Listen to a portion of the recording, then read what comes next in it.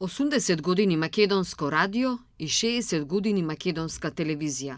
Два јубилеа што го одбележуваат и обележуваат општествено-политичкиот и културниот живот на државата. Македонскиот збор, говор, изговор, изборување официјално се негува 80 години во етерот. Научната фела и лингвистите го истакнуваат значењето и улогата на јавниот сервис како значаен сегмент во општеството. Тоа што македонската радиотелевизија преку радиото е поврзана со кодификацијата и со создавањето на македонската држава и со кодификацијата, зборува за важноста на оваа куќа. Зборува дека оваа куќа го следи развојот на македонската држава и развојот на македонскиот јазик, на македонскиот литературен, или сега го нарекуваме веќе стандарден јазик. И всушност вие сте луѓето кои што се сведоци, и вашата институција е сведок на развојот и растежот на македонската држава и на македонскиот јазик. Македонската телевизија ги донесе во нашите домови првите емисии на македонски јазик, првите вести на македонски јазик. Вие влеговте во нашите домови и конкретно јас растев со македонската телевизија, па првите спортски преноси, првите скокалници, фудбалски надпревари и така натаму. Тоа сето го донесовте со еден убав македонски јазик. Сигурно било голема возбуда кога во 1944 година, на крајот на таа 44-та, одекнало во етерот зборуе Радио Скопје. Било радост, ете, не сме можеле да бидеме дел од таа историја, ама сме денеска дел од историјата 80 години македонско радио и за тоа дека навистина се оние кои што се чувари и македонското радио и македонската телевизија, чувари на македонскиот јазик, секако на македонската култура, на македонската историја, сум го почувствувала и лично преку моето учество како дете, 90 годишна бев, кога станав член на детското драмско студио, како прва генерација на доајенот на македонското радио Софија Кугова-Врчаковска. Мене ми е посебно драго за овие два јубилеа, а особено за јубилеот што се однесува на македонското радио, бидејќи точно пред 30 години јас со својата кариера, не во науката, но воопшто својата работна кариера, ја започнав во македонското радио како хонорарен лектор при одделението за лекторирање. И од тогаш знам дека во радиото особено, да, и во македонската телевизија, особено се негуваше правилниот изговор, правилна синтакса на македонскиот јазик.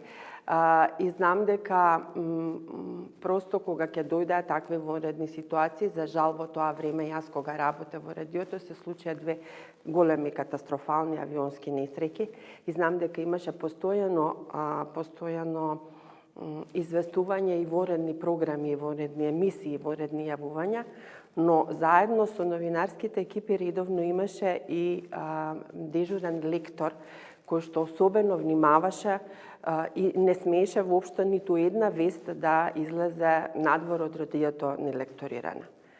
Македонскиот јазик 80 години одбележува од кодификацијата и постојано бележи развој и осовременување. Знаеме дека македонската телевизија има една исклучително квалитетна школа за правилно зборување и оваа квалитетна школа всушност ги обучи новинарите од македонската телевизија, ги обучи на правилен изговор на вокалите, независно од кој дел на Македонија доаѓаат, на правилен изговор воопшто, збороредот, речениците и така натаму. Сосема случајно се пријавив и на конкурс за, тогаш се викаше најава, нали, да се направи најава на почетокот на програмата и поминав низ школата на Бранка Станковска, на Лиљана Трајковска, така што знам како се работи внатре од најмали години па до некои своји 20 и нешто, 5, 6 и така натаму.